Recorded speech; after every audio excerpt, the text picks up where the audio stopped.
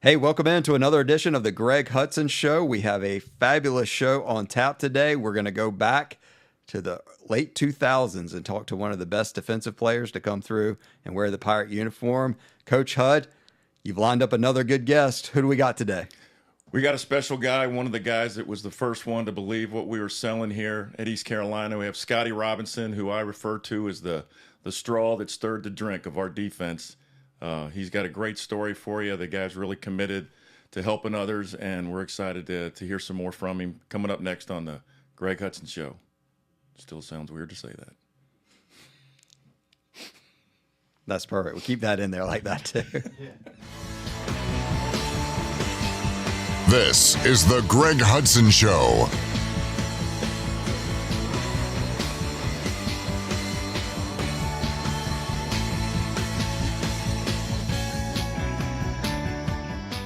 We're here with Scotty Robinson. He's our guest today. We're really fortunate to have him here.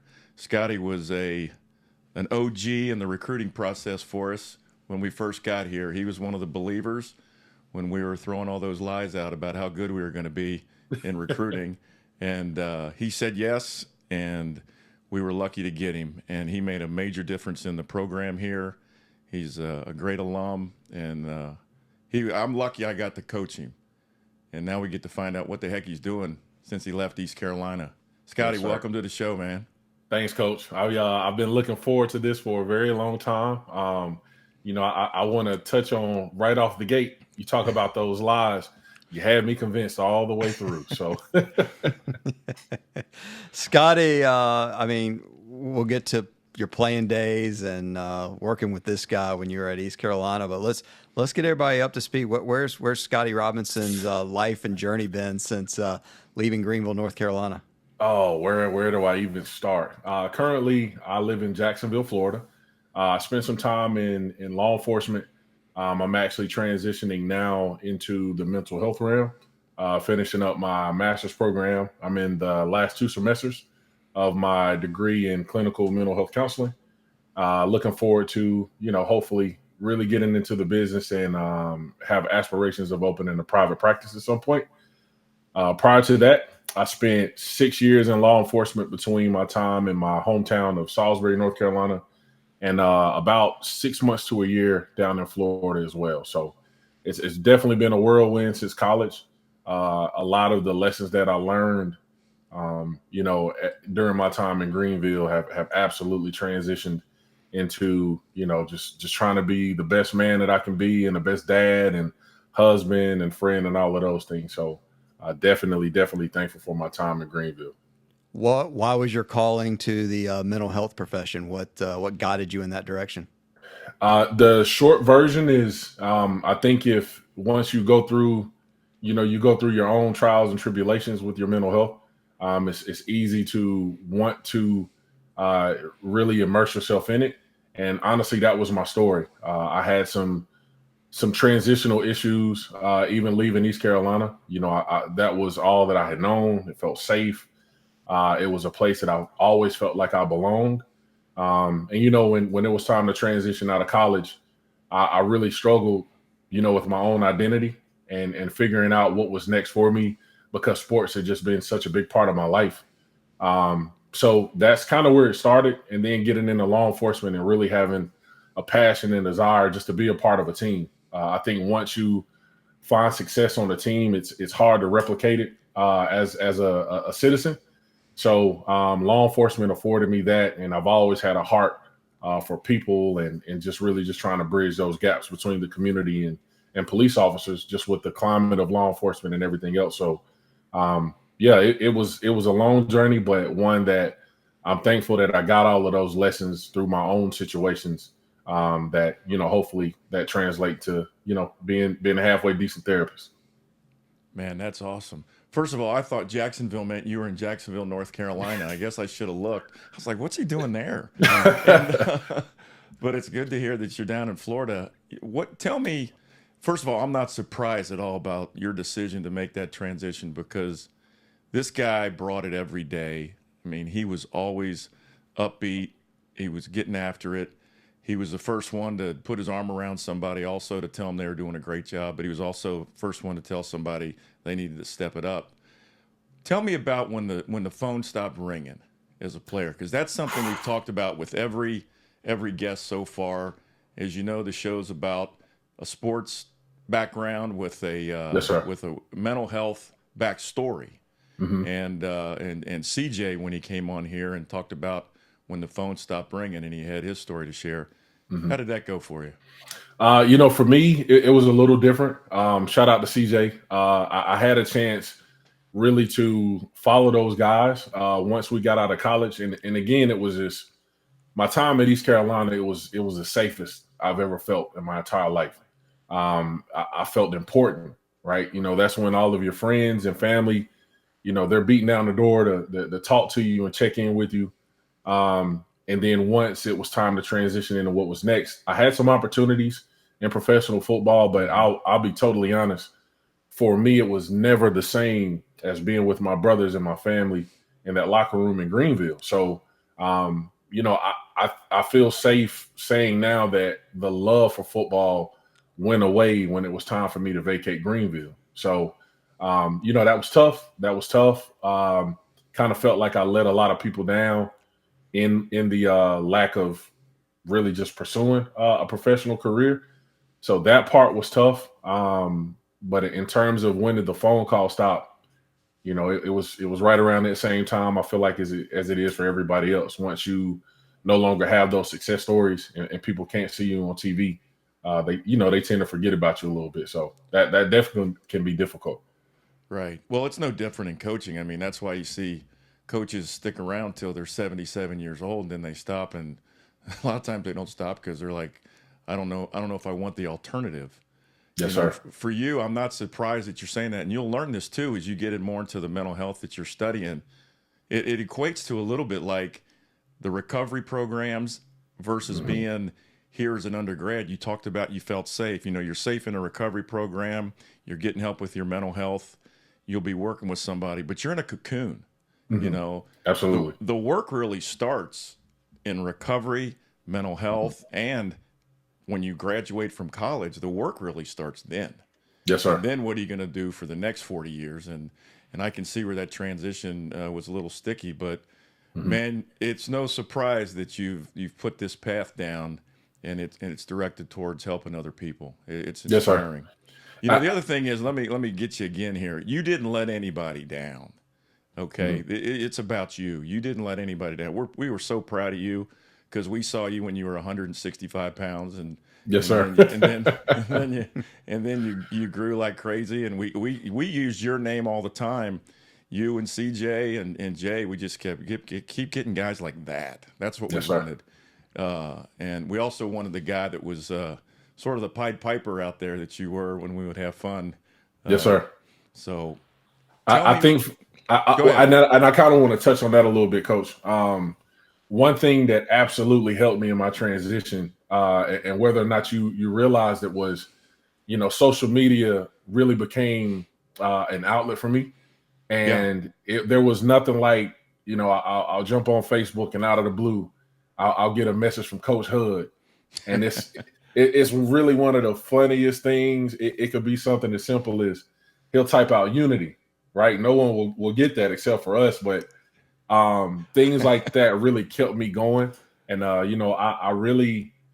it really hit home a lot harder, all of the conversations that we would have early in my career about, one of these days you guys are going to miss winter conditioning. I thought y'all were nuts.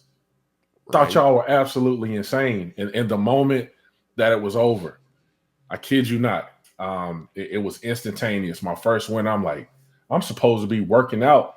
Coach Rock is supposed to be telling me I'm not going hard enough. Like those things are supposed to be happening right now versus, now I'm trying to figure out how I can take care of myself and my family. So absolutely wanted to take this moment to publicly thank you, Coach Hud, because, I know you're not doing it for me. Guys talk about you all the time. So I know that was the wisdom that you had about what that transition was going to look like for us. And you cared enough about us that you followed up. So just wanted to thank you for that. Because that really did mean a lot to me. Scotty, now that you've experienced some mental health struggles and have gotten to the other side and are studying mental health, what are some successful things that have gotten you to this place and space where you are right now that you could offer some advice or some help for someone else that's maybe struggling a little bit? Because I mean, we all struggle with mental health if we're Yes, if we're breathing at some point and place at any given day or week. But what are some things that you feel like that you've been able to overcome, and things that you've learned now that you're studying to become this as a professional now? Yes, sir. I think one of the biggest components to my own mental health journey was really just understanding that this journey is not unique to me. You know, the things that I was going through and some of the feelings and emotions that I had about where I was in life and really not feeling like I had accomplished enough, you know, that translates to every human being that there is. So once I realized that it was not just a Scotty thing, it helped me to reach out to others who I felt like were kind of going through the same thing, or either about to go through it, or had just kind of gotten over it. So for me, the biggest help was leaning on some of the older guys, the Eric Grahams, the list goes on forever. The Shantae Hunts, the Derwin Lambs, all of those guys were really around to help us with general conversations about what life looked like post football. And again, just understanding that everybody is going to have a struggle at some point in their life. If they've been blessed enough to not go through it at that point, it's on the way. And really just keeping things in perspective. You know, it's never as big, or it's never as small as you think it is. Just really trying to stay even keeling in a moment and learning the lessons that you're supposed to get when you are in those crisis situations. Inky Johnson, who's coming to Greenville next year, part of the Pirate Radio Leadership Luncheon, he says your purpose in life is to find your purpose. Do you feel like this is your purpose now to help people with mental health? Yes, sir. I didn't realize it early on, but I always try to be the guy in our locker room that if a guy was going through something, I just kind of felt like with where my life was, there wasn't too many situations that I couldn't relate to. So I took a lot of pride in always being that guy and always making myself available when guys needed you, because at the same time, you don't know when you're going to need that same help. So I definitely feel like this was something that God has taken me down this path for the majority of my life, and really set up certain situations that I can learn from and pass on to others who may be walking that same journey. So I definitely feel like I'm finally stepping into that purpose. Well, it's no accident that people were asking you questions, because every time I'd see somebody down, I'd say, go talk to Scotty Robinson. Yes, sir. Tell us now, you're still back here, you're playing. What kind of resource do you think could have helped you, especially in the last year, and you know you're getting ready to get out of there? What kind of resources do you wish you had, or you think should be in place? I think being in a Coach Skip Holtz locker room with the assistants that we had, it was the ultimate blessing, and it was also the ultimate curse. And what I mean by that is we were so about each other, and everybody put the team first. It was not one of those things that was ever going to be negotiated. You were going to buy into what we were doing, and that structure is really what got us through the tough times. But everything has an expiration date. So for me, once I graduated and I no longer had that stability, I no longer had that support, I couldn't, just jump on the phone and find out when the defensive staff meeting was going to be, because it no longer happened. So Right. I wish that I love what you're doing, Coach Hud, and I love that you always make yourself available to talk to your former players. And that wasn't just to East Carolina. I've talked to guys at other schools who still, sing your praises. So I think having someone that, you trust with your life, somebody that you've been in it with, having a person like that make themselves available for a lot of guys, that's all we got. So I wish there was more of that. I understand. There's so much with athletes and especially college sports today that I mean, fans and coaches and everybody, they put so much value on the athletes, but then kind of after you're done wearing the shoulder pads and helmet, it's kind of like, hey, you're kind of left on your own in a way. And I mean, not everybody goes off to the next stop. It is life. And how many just former teammates and people, kind of just what you said there, that the structure and discipline, when it became a you issue, that it was up to you to restart that yourself. How difficult was that, and how did you kind of find your way? I think for me, it was always just belonging in a group. So one thing that guys like Nick Johnson, I know he was one of the main ones that came up this, and Wilson Rayner, they created kind of like a group chat. We all jumped in a group me, and we stay in contact with each other. Unfortunately, some of our teammates, are no longer with us. We've lost quite a few, and just other guys trying to figure it out. That was absolutely a blessing for me to have that as an option to stay connected to those guys, because, there was no one else. One of the conditions, and there's actually a term for it, it's post-athletic identity crisis. One of the tenets with that is, difficulties in adjusting to new routines. So we try to make it as normal as we possibly could with our schedule in East Carolina. So we had times where we checked in with each other. We kind of had almost accountability partners where, we just wanted to make sure everybody was okay, because we all could relate to what we were going through. When you look back at your playing days, and what was one of your first memories of meeting this guy, Coach Greg Hudson? That when that was like, he's going to be my coach. What was your first impression or memory of Greg Hudson? Buckle up. It's not. To be honest, I tried to stay away from Coach Hud as much as I could my freshman year. Why was that? Because I knew Coach Hud would only accept what the standard was, and I was too much about Scotty Robinson at that time really to understand what that meant.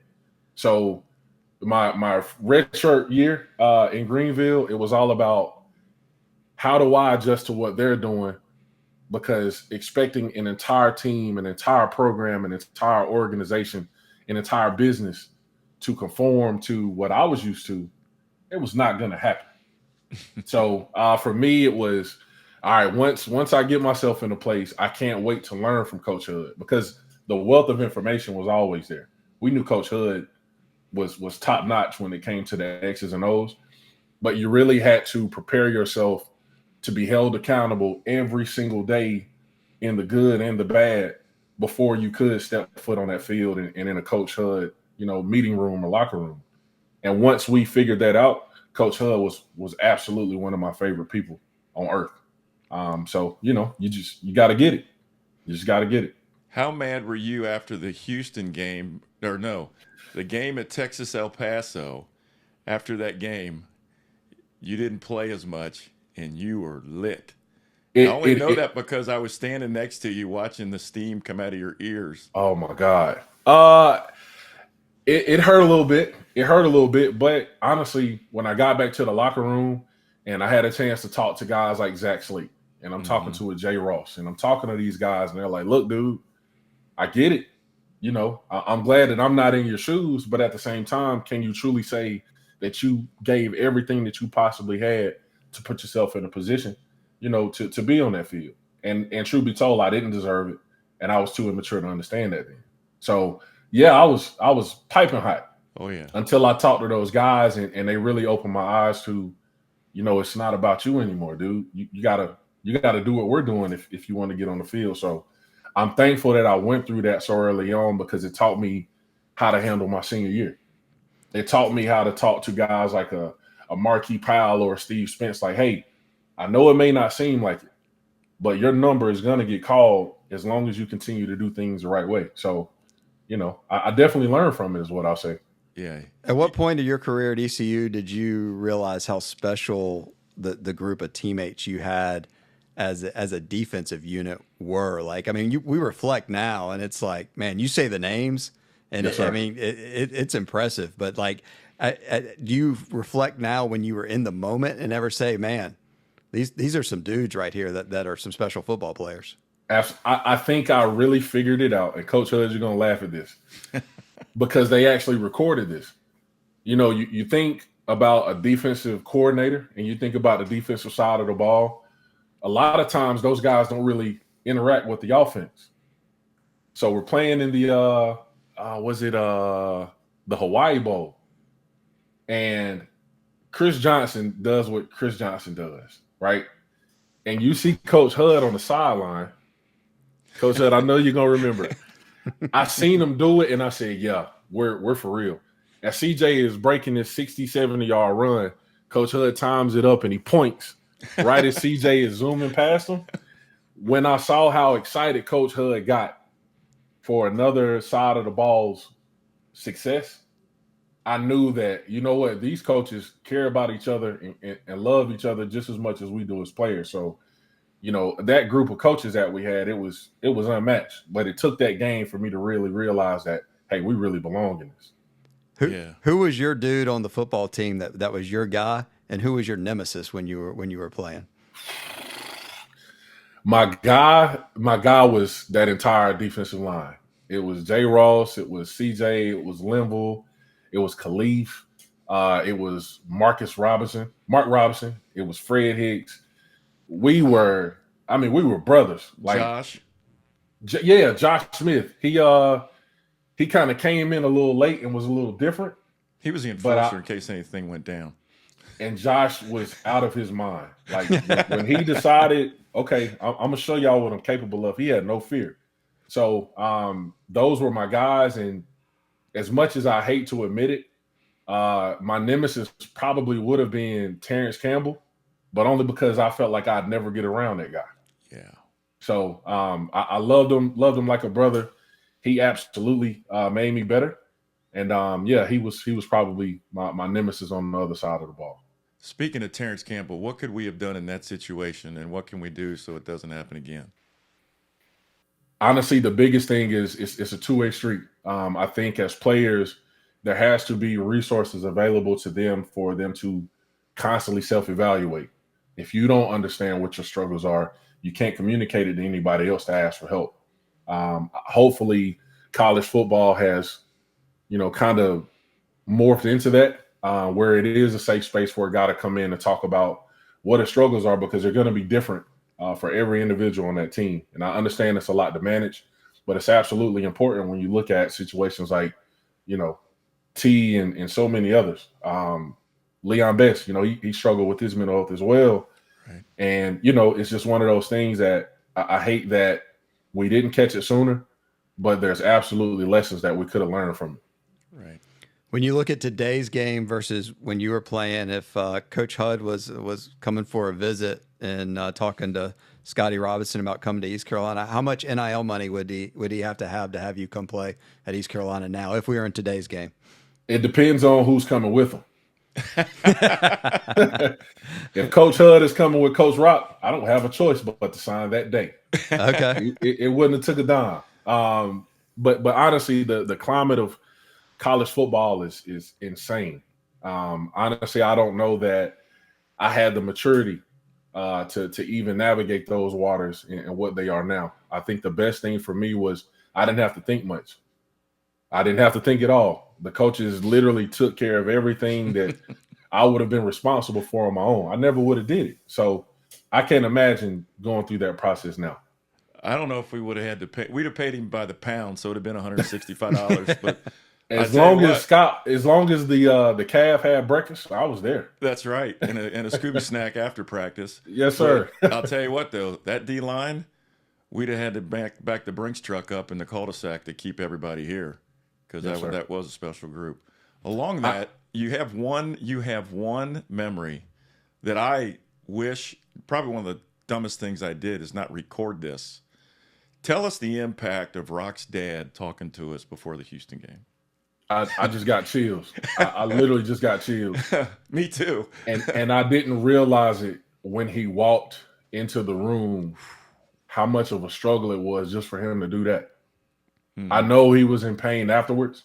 And we had some conversations with Coach Rock to really understand everything that his dad was. So for him to even stand in front of us, it was literally strength radiated from him. He told us about how short of a lifespan it was for a college football player, right? He told us about all of those different things. And more importantly, he taught us about the sacrifice that it takes to be successful.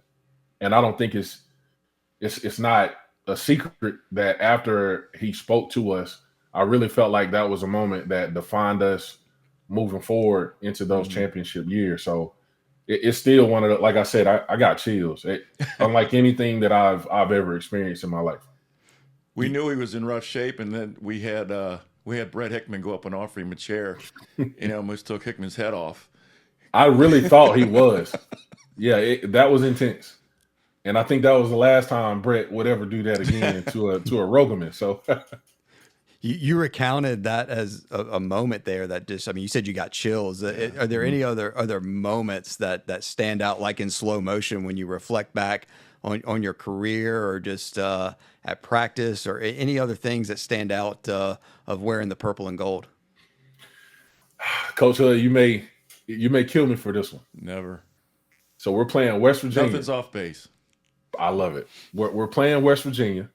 And all week in practice, this is the year when we beat them 24-7, was it? 3. They didn't score a touchdown. I apologize. Yeah. Yep. So all week in practice, Coach Hud is like, yeah, guys, we don't stand a chance. Won't stand a chance. And I'm like, man, I don't know. Like, I don't know if I should believe Coach Hud right now. But Coach Hud had the wisdom to know that we were going to take that as a challenge. So every time we got out there on that field, and Coach Hud is like, guys, hey, it's been fun. That's all I'll say. It's been fun, man. The buck stops here. We took that as a challenge, and I think we absolutely destroyed the 5-man sled that week. And then when we get to the game, Coach Hud became Coach Hud. We're in the locker room, and he said, guys, I don't care if nobody else believes in us. The guys in this foxhole right now, we know what the standard is, and we know what we're capable of. And we got on that field, West Virginia had no clue what hit them. So for me, that was absolutely the moment where I just got it. I understood there was never any doubt. And I think, as an adult, I've not experienced another moment like that where there was no question about if we were going to be successful. It was how successful can we be. When we had your teammate in here, CJ Wilson, and he told us something about ferrets and Coach Hud. Do you remember any ferret stories from your days at ECU?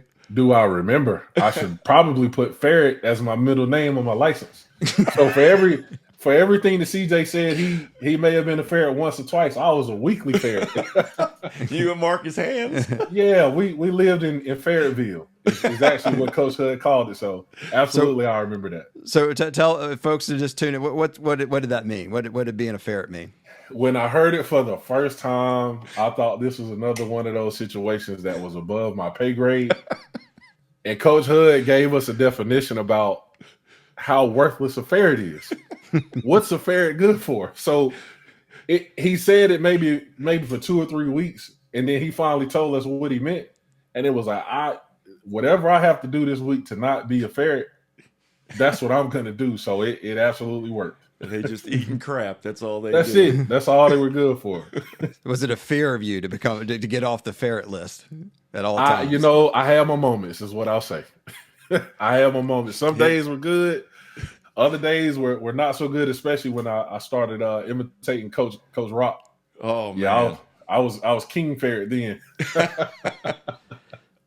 What do you think about the East Carolina Pirates and the current situation? Pirates looking for a coach. When you're following the program now, what advice as a former player would you give Pirate Nation or the administration that would be listening right now? I think the biggest positive and the biggest opportunity that exists at East Carolina is getting a staff in that understands tradition. Getting a staff in that understands that it's okay to be the underdog and actually using that mentality as a strength versus using it as an excuse. I have my personal favorites who I'd like to see on that staff. I'm gonna stare at them and make sure it's okay for me to say it. Okay, it's good. Yeah, we need coaches that understand the current climate. We need coaches who are conscious enough that they get that, for these kids that are coming in, they need direction, and we need coaches that have a success with doing that. And I am a walking, living example of being in a program where coaches are willing to work with you through your mistakes. I made more than my fair share of mistakes, but the coaching staff that we had, the entire staff, they never let me be the sum of those mistakes. So I think at this time, that's what they should get back to. If Coach Hud is not a part of that staff, they should definitely have some conversations with him to find out how it should go. Because again, and I can only speak for myself, no one else was willing to give me a chance. Coach Hud mentioned it earlier. I was a 175-pound defensive end. I didn't even think I could do it. But there was never a time that I was in meetings or I was in the weight room or I was just around those guys that I was allowed to feel inferior or any different. And for me, that's why I was willing to walk to the ends of the earth to be a part of that success. So, Do you still remember what the first thing we do on defense is? get to the ball. What's our job? No, run to the ball. Get the ball back. Who runs the screen on us? Nobody. Absolutely nobody. What do we do with the bootleg? Oh, Coach, you got me there. Wetsuit. Wetsuit. Oh, God. Yep. We eat that up. I wasn't going to say it. I wasn't going to say it. I got you. That's amazing. That's amazing. What are the conversations like? How many group chats you got going with your former teammates? You got one with your defensive guys, one with the whole group? We got about three. We have one that's really just our class, the class of 2009, or the 2005 class that came in. I have another one with all of the alumni. So you'll have the guys that came before us and the guys that came after. And there's another one of just the D-line guys that, we really try and stay in touch as much as we can. If we were doing a special dinner roast for Greg Hudson, who would be the lead person that we would want to hire to roast Coach Hud? My rebuttal to that question would be, how long do you want the roast to last? Give me your best. Who would be the best three roasters? I think first and foremost, we'd have to have Khalif Mitchell there. Oh my God, yeah. If for no other reason, for Khalif to walk out with a big sheet cake. That's all he'd have to do, and that place would go crazy for the guys that knew. Nick Johnson. And the reason why I say Nick and Coach Hud were so in so much synergy that Nick could literally finish Coach Hud's thoughts and conversations before they happen. So I'd love to hear more about some of the things that we did not know about with Coach Hud. And I think the last person is Garrett Hudson. I would love to see your son up there. We caught him as a kid when he was out there in middle school and getting into high school.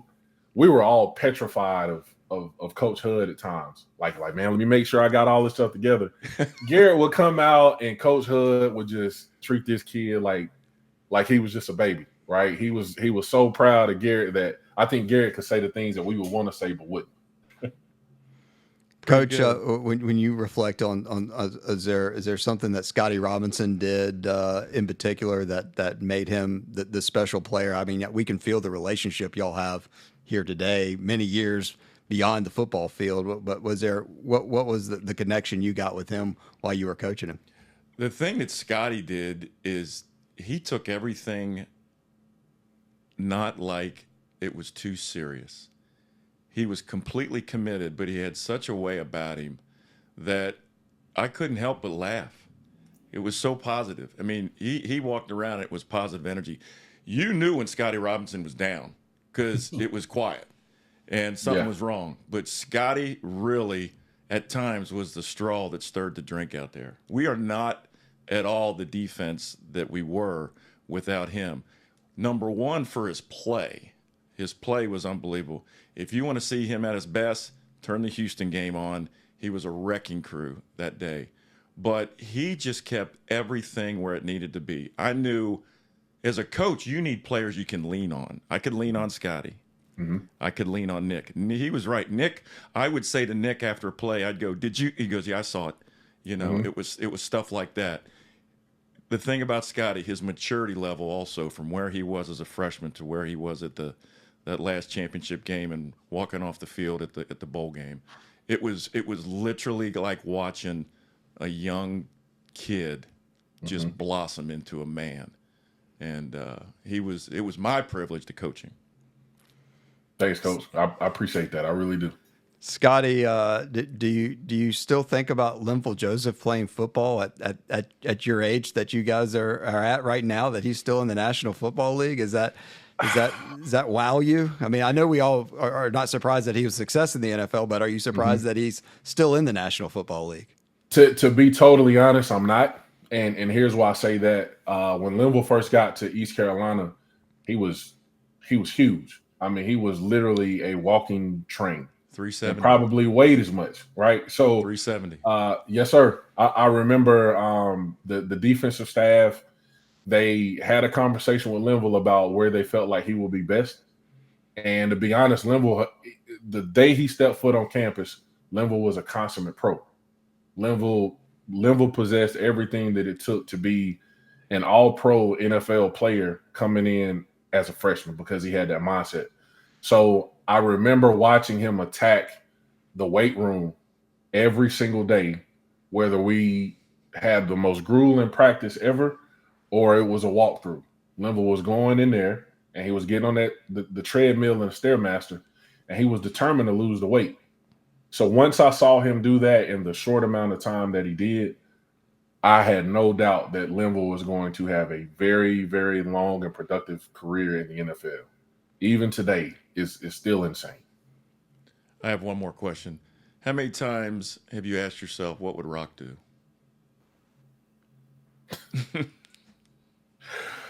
Coach, I'm going to be honest. I was just talking to Mike Bird. Michael Bird was a tight end that we had there from Thomasville. Yeah. He was a couple of years underneath us, I believe. Out of the blue, Michael Bird calls me. He said, "Man, you know what? I don't know what made me think about this today." He said, "But there was nothing that Coach Rock loved more than football." And I said, "Dude, it took you this long to realize that? Like, we knew it." He said, if you want to learn, if you really want to learn how to love your kids, if you want to learn how to love your wife, love the people who love you as much as Coach Rock loved football, and you'll never go wrong." That's literally that. I said it to my wife. I want to love you as much as Coach Rock loved football, and she thought I was insane. But that's literally the level.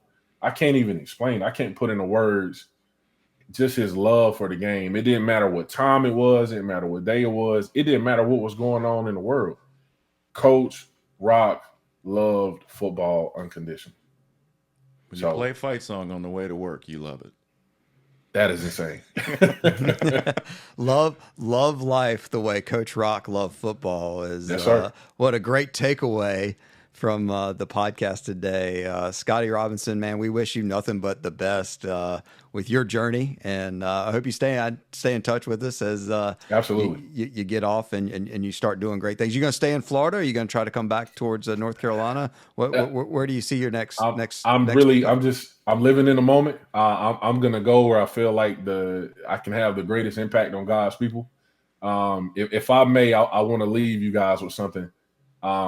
I've had quite a few offices in my time as a civilian, is what I'll say, as a regular person, no longer an athlete. Every office that I've had, there's been one constant thing that I've had with me. And Coach Hud, you'll know exactly what I'm talking about when I say it. You gave us the man in the mirror. The mirror. Every office that I've ever had in my life has been on the wall. And every time somebody asks me about it, I tell them its origins. And I just want you to know that I'm going to have that with me in my coffin. There's a lot of people that have them. Yes, sir. Scotty Robinson, great Pirate. Appreciate you spending some time with us today. We had some laughs. We learned a lot. And man, we can't wait to reconnect with you soon. And hey, you're always welcome. Come see us in Greenville and watch some football and make some more stories with Coach Hud. If Coach Hud is out there, I won't miss a game. That now we know. Yes, sir. Stay tuned, Pirate Nation. Scotty, thanks for being on the Greg Hudson Love you, Show. Scotty. Thank you. Love you, Coach. This is the Greg Hudson Show.